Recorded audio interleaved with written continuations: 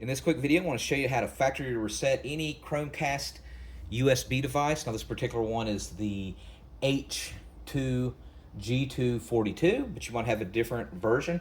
Now yes, they are outdated, however, some people still use them. And you can connect it to a TV that's not a smart TV, or you can connect it to a smart TV, a MacBook, or a laptop. I want to show you how to do that right now. So you want to connect it to the power source, whether that be your TV, using the HDMI device, or connect it to your MacBook or your laptop. So we'll first show you on a MacBook or laptop. I got this connected to my laptop, and it uses a micro USB. It's the older USB devices, let's say for the old Samsung Galaxies, for example, not the USB-C. You plug it in and it should light up here. As you can see there, it's lighting up. Now what we're going to do a factory reset is we're going to hold this little button that's located right here. You're going to hold that down for 25 seconds and you don't let go. And eventually it's going to turn white.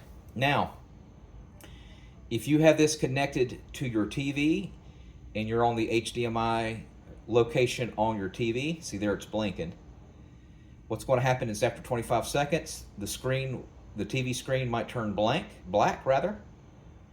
But make sure you hold it for 25 seconds or more. And then right there it's solid red.